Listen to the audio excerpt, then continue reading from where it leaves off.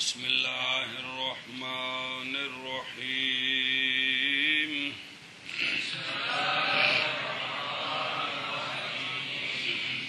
عبارت تو کل پڑھی سی یاد ہے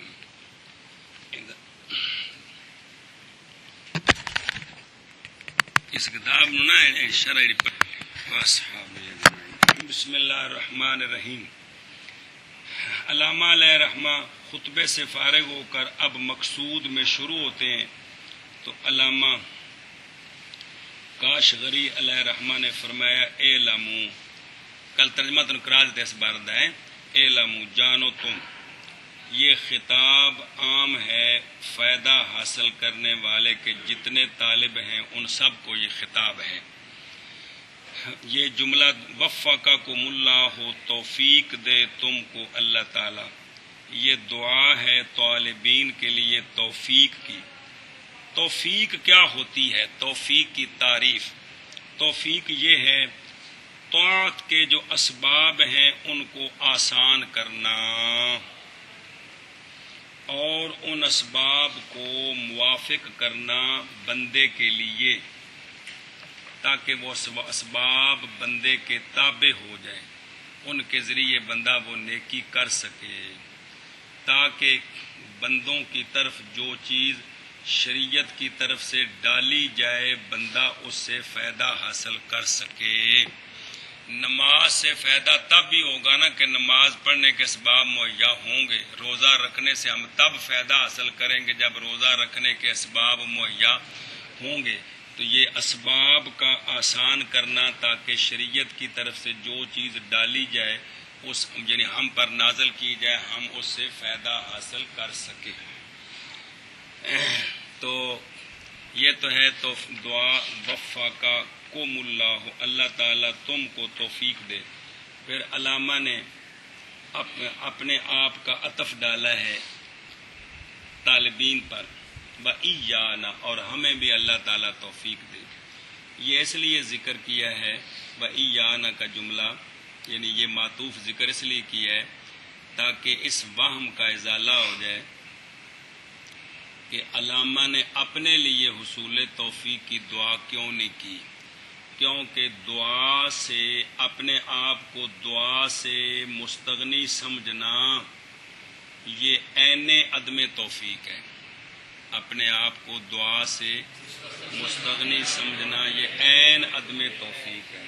اس لیے انہوں نے اپنے آپ کا بھی ذکر کیا کہ اللہ تعالیٰ تمہیں بھی توفیق دے اور ہمیں بھی توفیق دے. باقی علامہ علیہ رحمہ نے وفقکم اللہ، اللہ تعالیٰ تم کو توفیق دے، کس چیز کی مفعول بہی نہیں ذکر کیا، وہ ایک تو مفعول بہی ہے نا، لیکن کس چیز کی توفیق دے وہ ذکر نہیں کیا. تو شارح فرماتے ہیں علامہ حلبی علیہ رحمہ کہ مقید اس لیے نہیں کیا تاکہ یہ عام ہو جائے دعا کہ تمام وہ چیزیں دنیاوی اعتبار سے اخروی اعتبار سے جو بندے کی بہتری کے لیے ہیں ان سب کے لیے دعا ہو جائے کہ اللہ تعالی ہمیں دنیا میں جو اچھے کام ہیں رہنے کے لیے اور آخرت بنانے کے لیے جتنے اچھے کام ہیں اللہ تعالیٰ ان سب کی ہمیں توفیق عطا فرما دے. تو یہ مسئلہ اس قانون کے تحت ہے کہ جب مفعول کو ذکر نہ کیا جائے تو بلاغت کا قانون ہے کہ مراد تعمیم ہوتی ہے، اگر کوئی معنی نہ ہو تو مراد تعمیم ہوتی ہے. جس طرح کہ آپ صلی اللہ علیہ وسلم نے فرمایا کہ اللہ تعالیٰ عطا فرماتے ہیں اور میں تقسیم کرتا ہوں. عطا کا مفعول بہ بھی ذکر نہیں ہے، تقسیم کا مفعول بہ بھی ذکر نہیں ہے، تو پھر وہاں دونوں جگہ تعمیم مراد ہے. وہاں علم کے ساتھ اس حدیث کو خاص کرنا یہ بلاغت کے قانون کے خلاف ہے. اچھا جی، ان انواع العلوم کثیرۃ، کہ علوم کے انواع کثیر ہیں. کیونکہ انواع کثیر ہیں تو بعض ان کے اہم ہیں بعض سے. کیوں اہم ہیں؟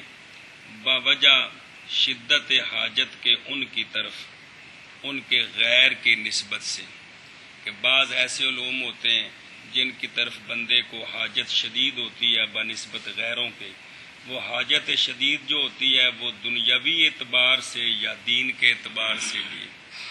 مثلا طب یہ ایسا علم ہے کہ دنیاوی اعتبار سے بندے کو اس کی حاجت شدیدہ ہے، اور فقہ یہ ایسا علم ہے کہ جس کی طرف بندے کو آخرت کے اعتبار سے حاجت شدیدہ ہے. اے مطلب ہے.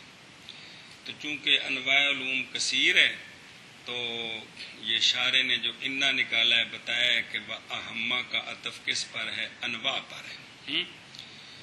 اچھا جی. اور بے شک اہم الانواع بالتحصیل، یہ بالتحصیل متعلق ہے کس کے؟ اہما کے. اہم کے نہیں ہے، اہما کے. یعنی اہم بالتحصیل کون ہے؟ تو وہ مسائل صلاۃ ہیں. مسائل صلاۃ ہیں. اللام فیہا للحقیقت المعہودہ فی الشرع، یہ صلاۃ کے کئی معنی ہیں. تو اس پر جو الف لام ہے نا، یہ الف لام اس لیے داخل کیا ہے کہ اس صلاۃ سے مراد وہ صلاۃ ہے جو شرع میں اب معہود ہے. کون؟ نماز. تو یہ مطلب ہے کہ لام اس میں حقیقت معہودہ فی الشرع کے لیے ہے. ویسے تو صلاۃ کا اور بھی معنی ہے، دعا بھی ہے. مسئلہ ختم. شارح علیہ رحمہ کی ایک لمبی تحقیق سماعت فرمائے. شارح فرماتے ہیں کہ علم جنس ہے، اور فقہ کی مثل یہ ایک نوع ہے. علم جنس ہے اور یہ اس کے نیچے فقہ، نحو، صرف، یہ سارے اس کے کیا ہیں؟ علم کے انواع ہیں.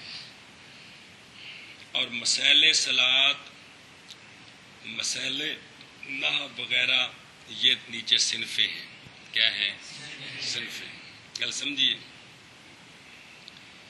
کیونکہ مسئلے خود سارے کلی ہوتے ہیں. نحو کا مسئلہ کہ فاعل مرفوع ہوتا ہے، یہ کلی ہے کہ جزئی؟ یہ مسئلہ علم نحو کے اندر ہے. علم نحو فرد ہے مطلق علم کا. تو مطلق علم جنس، خاص علم نوع، خاص علم کا ہر مسئلہ صنف. بات سمجھیے. اس کے نیچے جزئی مثال قال اللہ، یہ شخص سمجھائی. قال رسول اللہ، یہ مرفوع کی کیا ہے؟ جزئی. جزئی، صنف اور نوع اور جنس. علم جنس، علم الفقہ نوع. سمجھائے جی. الوضوء شرط للصلاۃ، یہ صنف. تو جو شخص وضو کر رہا ہے یہ جزئی. وہ شخص نہیں جزئی، اس کا یہ فعل وضو جو ہے یہ کیا ہے؟ جزئی. الصلاۃ فرض، علم جنس، علم الفقہ. الصلاۃ فرض علی المکلف صنف. سمجھائیے. تو جب حضرت صاحب نماز پڑھ رہے ہیں، یہ نماز جزئی اور شخص ہے. بات سمجھیے. اس طرح جنس، نوع، صنف اور جزئی. کل سمجھیے. تو علم جنس ہے، علم الفقہ نوع ہے، علم الفقہ اور باقی علوم. اور جو ہر علم کے اندر مسائل ہوتے ہیں وہ صنف ہوتے ہیں، اور ان کے نیچے جو مثالیں ہوتی ہیں وہ کیا ہوتی ہیں؟ جزئی اور شخص ہوتی ہیں. تو جب مسئلہ اس طرح ہے تو اب علامہ نے جو کہا ہے نا اہم الانواع، انواع العلوم، انواع العلوم، یہ جو اضافت اس میں کی ہے یہ اضافت ہے صفت کی موصوف کی طرف. مطلب کیا ہے؟ العلوم التی ہے یا انواع، کہ وہ علوم جو کہ انواع ہیں. کیونکہ علم تو کلی ہوگا نا، اس کے نیچے جو سارے علم ہیں وہ سارے کیا ہیں؟ انواع ہیں. یہ مطلب ہے جی. اور یہ بات ہم نے اس طرح کیوں توجیہ کی کہ یہ اضافت ہے صفت کی موصوف کی طرف؟ یہ اس لیے کہ جنس جو ہے اس کی جمع نہیں ہوتی. علم جو جنس ہے نا اس کی، مثلا حیوان جنس ہے، اس کی باعتبار انواع کے جمع ہو سکتی ہے، باعتبار جنس کے جمع سب کو شامل ہے جی. تو لہذا علم جو جنس ہے اس کی جمع نہیں ہے، اس کے جو انواع ہیں مختلف علوم، اس اعتبار سے علم کی جمع ہے۔ تو یعنی علوم جو کہ انواع ہیں وہ کئی قسم ہیں، وہ جو مطلق علم ہے وہ کئی قسم نہیں، وہ تو جنس ہے، جو اس کے نیچے انواع ہیں، علم الفقہ، علم النحو، علم الصرف، علم الطب، علی ھذا القیاس، یہ جو اس کی صنفیں ہیں یہ کئی قسم ہیں۔ تو یہ جمع اس اعتبار سے ہے کہ انواع العلوم یعنی العلوم اللاتی ہی الانواع، وہ علوم جو کہ مطلق علم جنس کے انواع ہیں وہ کیا ہیں؟ وہ کثیر ہیں۔ کل سمجھیا؟ اس لیے کہتے ہیں کہ مناسب یہ تھا کہ متن میں جملہ یوں ہوتا کہ وَأَهَمُّ الْأَنْوَاعِ عِلْمُ الْفِقْهِ، کہ اہم الانواع جو ہے نا، انواع کس کے؟ علوم کے۔ اہم الانواع جو ہے وہ علم الفقہ ہے، اور اہم علم الفقہ مسائل الصلاۃ ہے۔ کل سمجھیے؟ لیکن بہر صورت تو مسائل صلاۃ یہ صنف ہیں نو کے، مسائل صلاۃ خود نو نہیں ہے، بلکہ علم الفقہ کے اندر جو مسائل صلاۃ ہے یہ صنف ہے سارے جی۔ کل سمجھیے جی کہ رکوع اس طرح کرنا ہے، یہ جو مسئلہ کلی ہے یہ کیا ہے؟ صنف ہے، مطلب ہے صنف میں نو، نہ کہ خود نو ہے جی، گل ختم۔ لیکن جب کہ اہم الفقہ، لیکن لما کانت اہم الفقہ الذی ہوا اہم الانواع کانت ہوا اہم الانواع جی، چونکہ جو فقہ ہے نا، جبکہ فقہ اہم الفقہ جو ہے الذی، وہ فقہ جو کہ اہم الانواع ہے، تو اس میں سے جو فقہ کے اندر جو اہم مسئلہ ہے وہ صلاۃ ہے، تو گویا وہ صلاۃ جو صنف ہے اس کو اہم الانواع کہہ دیا ہے، اس نسبت سے کہ نماز اتنا اہم مسئلہ ہے، گویا یہ صنف نہیں ہے، یہ خود نو ہے، یہ خود، اس لیے علامہ نے یہ بیان کیا۔ گل سمجھیے جی؟ اچھا جی، اب اس پر دلیل سمجھے۔ دلیل کس پر؟ کہ نماز جو ہے یہ بڑا اہم مسئلہ ہے، نماز دلیل اس پر یہ ہے کہ اللہ کونہا اہما، نماز کے اہم ہونے پر دلیل کہ اللہ رب کریم نے فرمایا ہے وما خلقت الجن والانس الا لیعبدون۔ تو اس آیت پاک سے یہ بات سمجھی گئی کہ عبادت یہ مقصود اصلی ہے، ہماری خلقت کا مقصود اصلی کون ہے؟ یہ سمجھ آیا اس آیت سے۔ اور اس کے ما سوا جو ہیں، عبادت کے ما سوا یعنی معاملات وغیرہ، زندگی کا گزران، ساری جو چیزیں ہیں سب کچھ، یہ مقصود اصلی نہیں ہے بلکہ وسائل ہیں۔ کس کے لیے؟ وسائل ہیں۔ للمتمکن منہا، واسطے قدرت حاصل کرنے کے، کس سے؟ نماز سے۔ یہ سارے معاملات جو ہیں یہ وسائل ہیں تاکہ بندے کے وسائل پورے ہوں، بندہ نماز عبادت صحیح طریقے سے ادا کر سکے۔ تو مقصود اصلی خلقت کا کیا ہے ہمارا؟ اور باقی یہ جو سارے ہیں معاملات یہ وسائل ہیں۔ کل سمجھیے جی؟ تو قانون ہے کہ والمقصود اہم من الوسیلات، ایک قانون جی سمجھائی جی، ایک ہوئی جگہ دن خاص نشان لا چھڑے نا کہ جو مقصود ہوتا ہے وہ اہم ہوتا ہے وسیلے سے۔ گل سمجھے جی؟ ایک قانون کی بڑا، ایک ہے مقصود، ایک ہے مقصود کا وسیلہ، تو اہم کون ہوتا ہے؟ نہ کہ تب بندہ مقصود کو چھوڑ کر وسیلے کے اندر ہی ساری زندگی گزار دے تو یہ کوئی اچھا کام نہیں کیا اس نے۔ مثلا وضو نماز کے لیے ہوتا ہے تو بندہ وضو ہی سارا دن کرتا رہے، نماز نہ پڑھے جی، یہ تو عجیب بات ہے جی۔ تو والمقصود اہم من الوسیلۃ، یہ کلیہ ہے کہ مقصود اہم ہوتا ہے کس سے؟ ایشا بس۔ تو لہذا عبادت اہم، باقی سارے وسائل، باقی سارے، تو لہذا دنیا جو ہے وہ عبادت پر قوی ہونے کا وسیلہ ہے، سمجھائیے؟ معاملات سارے عبادت میں قوی ہونے کا وسیلہ ہے۔ تو اب اس طرح تو نہ ہو کہ ہم اس وسیلے بھی کھب جائے تو جو مقصد ہے عبادت وہ رہ ہی جائے گی۔ پھر یہ جو عبادات ہیں، پھر نماز تمام عبادات میں سے اہم ہے۔ نماز کیونکہ نماز جو ہے اس کے اندر وجوب بھی ہے، وجوب کو بھی شامل ہے، اور اس میں کثرت تکرار بھی ہے، اور یہ حسن لعین ہی ہے۔ حسن یہ یہاں شاید مسئلہ آگے آ جائے گا، نہیں تو نور الزام ہے کہ جو عبادتیں ہیں نا، عبادتیں وہ دو قسم ہوتی ہیں، حسن لعین ہی اور حسن لغیر ہی۔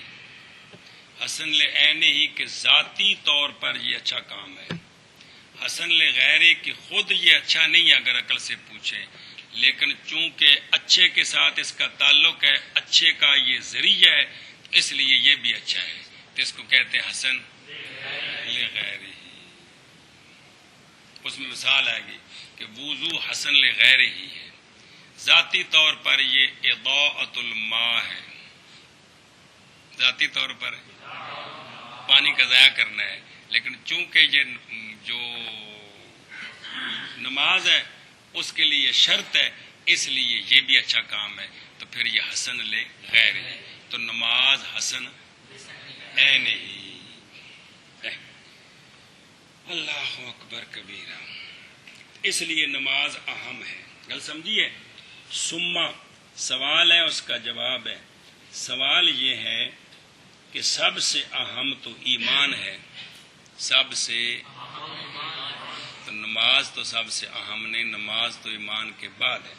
تو اس کا علامہ جواب دیتے ہیں کہ نماز مستلزم ہے ایمان کو۔ نماز یعنی نماز کیا ہے؟ ملزوم، ایمان اس کو، کیونکہ نہیں صحت نماز کے لیے بغیر ایمان کے۔ کل سمجھی؟ تو لہذا مسئلہ کی سمجھا کہ نماز بغیر ایمان کے صحیح۔ اچھا جی، اب ایمان کیا ہے؟ واہ سے ایمان کی تعریف۔ ایمان تصدیق اجمالاً بکل ما ثبت بالقطع اخبار النبی علیہ الصلوۃ والسلام به مما يتعلق بذات اللہ وامر المبدأ والمعاد وسائر الاحکام والاخبارات اما مضى وما یاتی۔ اچھا جی، بالکفر انکار شیء فی ذلک، اے ساری عبارت۔ ایمان یہ ہے کہ اجمالاً تصدیق کرنی تمام ان کی جو قطعی دلائل کے ساتھ ثابت ہیں نبی پاک صلی اللہ علیہ وآلہ وسلم سے۔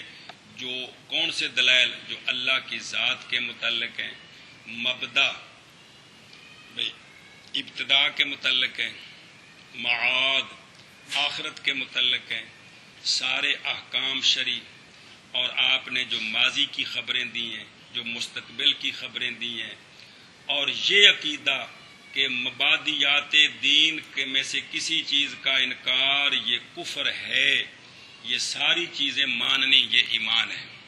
ایک نئی گل ہے جی، کیا؟ بل انکار آخری جملہ، بل کفر انکار شیء من ذالک، کہ مبادیات دین میں سے کسی شے کا انکار کفر ہے، یہ ایمان میں داخل ہے۔ یہ کہ مبادیات دین میں سے کسی شے کا انکار یہ کفر ہے، یہ ماننا ایمان میں داخل ہے۔ سمجھ آئیے جی؟ تو یہ ہے اجمالی ایمان۔ کیا ہے؟ جس کو کہتے ہیں آمن تو باللہ، اور بس تو صفت مان مفصل نا، وہ مفصل تو مطلب ہے کہ اینت ایمان، ویسے ہے وہ مجمل ہی ہے۔ آمنت باللہ وملائکتہ وکتبہ ورسلہ والیوم الآخر والقدر خیرہ وشرہ من اللہ تعالی والبعث بعد الموت۔ اس سے اجمال کہ نبی پاک صلی اللہ علیہ وسلم جو کچھ لے کر آئے ہیں میں اس سب کو حق مانتا ہوں، یعنی یہ اجمال ہے۔ نبی پاک یعنی جب کسی کافر کو مسلمان کیا جائے تو اسے فوراً کلمہ پڑھایا جائے اور کلمہ پڑھانے کے بعد اس سے یہ اقرار کرایا جائے کہ مان کہ حضرت محمد الرسول اللہ صلی اللہ علیہ وآلہ وسلم اللہ کی طرف سے جو کچھ لے کر آئے ہیں میں اس سب کو حق سچ مانتا ہوں. کلمہ پڑھا کے اے اقرار کرا دیو تو وہ بندہ کی ہو گئے؟ مسلمان ہو گئے. تو چونکہ ضمن گل آ گئی وہ پیچھے کوئی پڑھا جائے پیچھے مسئلہ کہ اگر کسی بندے نے کہا کہ مجھے کلمہ پڑھاؤ تو اس نے کہا ذرا ٹھہر میں پڑھاتا ہوں، تو اگر وہ اس حالت میں بندہ مر گیا ہے تو وہ مجرم ہے. بسم اللہ الرحمن الرحیم. کہ کافر کہے نا کلمہ پڑھاؤ تو انہوں پہلو اے نہیں آکھی دا کہ وضو کر غسل کر کپڑے بدلا، انہاں پیراں اتے فوراً اس حالت وچ فوراً آکھو پڑھ لا الہ الا اللہ محمد الرسول اللہ، یا کلمہ شہادت پڑھا دو. پھر آکھو اقرار کر کے جو کچھ نبی پاک صلی اللہ علیہ یہ کلمے میں جس ہستی کا نام لیا ہے یہ ہستی جو کچھ لے کر آئے ہیں سب کو میں حق سچ مانتا ہوں. ہوں کی ہو گئے؟ ہوں وضو کراؤ دے تو وضو دا ثواب ہوگا دا. گل سمجھی جی؟ غسل کراؤ دے تو غسل دا جڑا پہلے کرایا ہے. گل سمجھیے جی؟ مسئلہ اصل اے جی کیونکہ اگر خدا نہ اچھا تو کلمہ پڑھایا ہے فوراً مر گیا ایک کی جنتی مویا کہ جنمی اے مطلب فوراً اس بندے نے کیا کو کلمہ فوراً کلمہ کہ تانوں ایک موقع ملے بہت بڑا کارنامہ کرنے دا تو تسی ایک لحظہ بھی دیر نہ کرو فوراً کلمہ پڑھاؤ جی. سمجھ آؤندی پئی؟ اگوں جس لئے مسئلے ہون گے نا جنابت دے اتنے جس لئے مسئلہ پڑھو گے کہ جب کافر کلمہ پڑھ کے مسلمان ہو جائے تو اس نے اگر غسل جنابت کرنا ہو تو اس کو حکم دیا جائے کہ غسل جنابت کر. ان کی مطلب سمجھو گے تسی؟ پہلے ان کی کیتا ہے تو تاہوں کیا ہے نا جی اے مطلب ہے جی. تو یا بھی اگر اس نے ویسے پہلے غسل کر کے آیا ہے جنابت کا تو اب اس نے کلمہ پڑھ کے جب مسلمان ہوا ہے تو آیا اس کا وہ غسل جنابت قابل قبول ہے یا دوبارہ کرانا ہے. جب مسئلے ہوں گے تو کی سمجھا گے بھی ایسے انہیں پہلے ہفتہ غسل کراتے رہیے جی. چلو جی بسم اللہ الرحمن الرحیم. اچھا جی لہذا علامہ فرماتے ہیں میری اس تحقیق کے بعد اب یہ سوال نہیں ہوگا کہ علم الکلام علم عقائد کو کہتے ہیں کہ سب سے اہم تو جو ہے نا وہ مسائل علم الکلام ہے، نماز سے بھی اہم ہے کیونکہ ایمان پہلے اور نماز بعد میں. تو چونکہ نماز جو ہے وہ مستلزم ہے ایمان کو اس لیے ایمان لانے کے بعد جو اہم چیز ہے وہ عبادت ہے اور عبادات میں سے جو اہم ہے وہ کون ہے؟ نماز ہے. گل سمجھیے؟ لِأَنَّ مَا ذُكِرَ لَا يَتَوَقَّفُ عَلَى مَسَائِلِ علم الکلام کہ یہ جو ذکر کیے ہیں یہ علم کلام پر کیا ہیں؟ موقوف نہیں ہے. مطلب ہے کہ پہلے وہ کیا ہوگا یعنی یہ جو مثال ذکر کیے نا یہ ابھی اجمالی ایمان شرع قید پڑھنے پر موقوف نہیں ہے. بات سمجھیے؟ وہ تفصیلی ایمان موقوف ہے کہ سارے مسائل دلائل کے ساتھ پڑھیں. علامہ فرماتے ہیں کہ پھر جب میں نے دیکھی مقتبسین کی رغبت، مقتبسین کس کے؟ علم کے.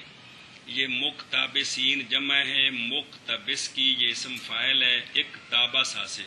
اقتباسا کہتے ہیں اخذ القبس سے. قبس کیا ہوتا ہے؟ شعلہ نار جو بڑی آگ سے حاصل کیا جاتا ہے اس کو قبس کہتے ہیں.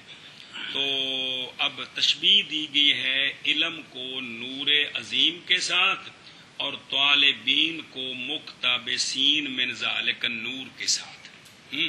تو یعنی جس طرح کسی بندے کو ضرورت ہو گھر آگ جلانے کی تو وہ دائیں بائیں گھومتا ہے کہ ماچس تلاش کرے یا کسی کی آگ سے کوئی چھوٹا سا چنگیاری لائے آگ جلائے، تو اشارہ کر رہے ہیں کہ طالب علموں کو مقتبس بننا چاہیے. کیا بننا چاہیے؟ تب جا کر اپنے گھر آگ جلے گی نا جی. اگر مقتبس نہیں بنیں گے تو اپنے گھر آگ اپنے چولہے چ آگ نہیں بڑھے گی. جب میں نے رغبت دیکھی مقتبسین کی فی تحصیل ہا کا مرجع بیان کیا ہے مسائل صلات. گل سمجھیا؟ تو یہ مجرور متعلق ہے رغبت کے. رغبت کس میں؟ مسائل صلات کی تحصیل میں. التقطو یہ جواب ہے لما کا التقطت کا معنی کیا ہے انتقیت، یعنی چنے میں نے، جمع کیے میں نے، ماں وہ مسائل کے کثیر تھا وقوع ان کا، کن کے لیے؟ مسلین کے لیے، اور یہ عطف کے ذریعے جملے کی وضاحت کی ہے، اور محتاج تھے مسلین الیہ جن کی طرف کثیر من احوال صلات، کہ نماز میں جو مسائل کثیر الوقوع ہے نا وہ جو ہے نا میں نے جمع کیے، یعنی ساری بریکیاں نہیں، اور وہ مسائل کے ضروری تھا ان کے لیے، ہم کا مرجع مقتبسین من ہو اس سے، میں نے وہ جمع کیے ہیں، دونا نہ کہ وہ مسائل جمع کیے ہیں جو ممکن ہے کہ واقعہ تو ہوں لیکن کبھی کبھار واقعہ ہوں، لیکن وہ نہیں جمع کیے جو کثیر اب اگلا جو جملہ ہے نا مول نعمان و حاضہ سے، یہ دھیان سے سنیں، بعض جملے بڑے زبردست ہوتے ہیں۔ علامہ حلبی فرماتے ہیں کہ علامہ سدید الدین کاشغری علیہ الرحمہ نے اپنے خیال کے مطابق جن کو کثیر الوقوع سمجھے ان کو جمع کر دیا، وگرنہ اگر آپ غور فرمائیں تو کثیر الوقوع بہت سارے رہ گئے اور بہت سارے نادر اس میں آ گئے۔ بات سمجھیے جی، تو مقصد کیا ہے کہ اعتراض نہیں کر رہے ہیں، یعنی ہر بندے نے جو تحقیق کی ہوتی ہے وہ اس کی نظر میں یہ تحقیق ہے، تو ضروری نہیں ہوتی کہ وہ سب کی نظر میں وہ حرف آخر ہو جائے۔ اب اس سے دائیں بائیں کو سرکنے کا کوئی جو راستہ ہی بند ہو گیا، یہ بھی بات ٹھیک نہیں ہے۔ فرما رہے کہ یہ بیتبار اس کے ہے کہ پہنچی ہے اس کی طرف نظر ان کی، وگرنہ پس تحقیق ذکر کیے گئے ہیں بعض وہ مسائل جو نادر ہیں اور ترک کر دیے گئے ہیں بعض وہ کہ کثیر ہے وقوع ان کا، علی ما یعلم جیسا کہ معلوم ہو جائے گا استقراء کے ساتھ، تو وہ آپ جگہ بجگہ بیان کریں گے، کچھ سارے نہیں چند گل سمجھیا۔ اچھا جی، یہ میں نے کہاں سے جمع کیے ہیں؟ متقدمین کے مصنفات سے، تو یہ من جو ہے نا یہ متعلق ہے التقطت کے، شاباش، اور مختارات کا عطف ہے کس پر؟ مصنفات پر، اس لیے من ذکر کیا، وہ معطوف لہ والی عبارت ذکر کی جاتی ہے۔ وَمِن مختارات المتاخرین، متاخرین کس میں؟ فی تالیفہم، اپنی تالیف میں جو متاخر ہے جی، بھی کتابیں ان کی بعد میں ہیں ان کی پہلے، یہ مطلب ہے۔ اب وہ کون سی کتابیں ہیں؟ اور وہ یعنی نحو، یہ خبر ہے مبتدا محذوف کی ہوں، اور وہ مثل ہدایہ کے، یہ مصنف ہے علامہ برہان الدین علی مرغینانی، یہ سب ان کتابوں کے مصنفین، ان کے تعارف ہمارے کتابیں موجود ہیں جن میں سارے بزرگوں کے احوال لکھے ہوئے ہیں، خصوصاً جو کتاب شروع ہوتی ہے اس مصنف کا تعارف کرایا جاتا ہے۔ علامہ برہان الدین مرغینانی ہدایہ شریف 4 جلدوں میں ہے، یہ بڑی ضخیم کتاب ہے، اور فقہ حنفی میں درس نظامی میں آخری کتاب ہے جو پڑھائی جاتی ہے۔ کیا بات ہے یار، بلے بلے بلے بلے، بندے نے ایڈی محنت کی تھی جی، سبحان اللہ، بڑے سال آ کے آپ نے کتاب تیار کی تھی جی۔ اچھا خیر، ہدایہ سے، اور وہ محیط ہے برہان الدین کرمانی کی، محیط برہانی تھلے پہ، یہ بڑی بڑی کتاب ہے ماشاءاللہ، زبردست کتاب ہے، کیا بات ہے۔ ہدایہ شریف تو پڑھائی دا ہے نا، تو محیط مطلب نال مطالعہ کرنا چاہے طالب علم کر سکتے ہیں۔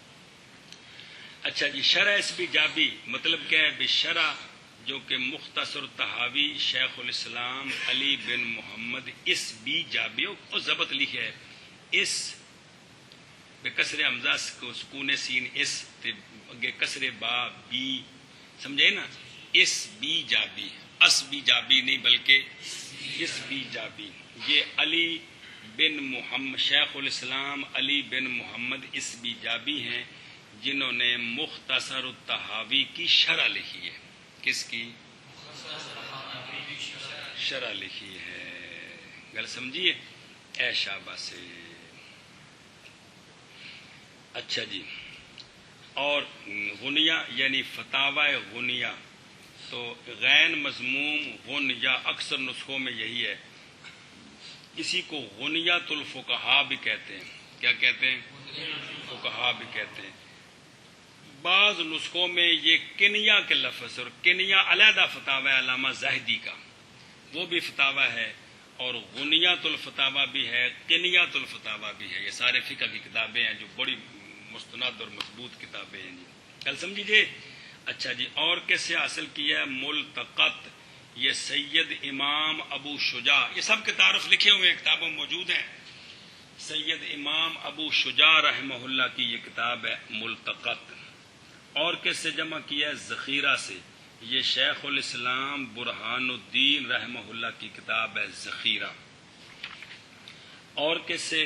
فتاوی کس کا؟ امام فخر الدین قاضی خان کا جو فتاوی ہے، فتاوی قاضی خان کے نام سے مشہور ہے، اس سے میں نے یہ مسئلے جمع کیے ہیں۔ اور اس فتاوی قاضی خان کے دو جامع ہیں، قاضی خان علامہ خود قاضی خان کے دو جامع، ایک تو فتاوی قاضی خان علیحدہ ہے تو ان کی دو جامع علیحدہ ہے، ایک جامع کبیر ایک جامع صغیر۔ ایک تو جامع کبیر جامع صغیر امام محمد رحمہ اللہ کی ہے نا، تو آپ نے بھی فقہ میں دو کتابیں لکھی تو آپ نے بزرگوں کے نسبت سے ان کے نام رکھے، کیا؟ امام فخر الدین قاضی خان کی ایک فتاوی قاضی خان ہے، اور دو آپ کی جامع ہیں، کون؟ کبیر اور صغیر۔ ایشا بس۔ اچھا جی، سوال ہے کہ علامہ نے یوں کیوں کہا ہے کہ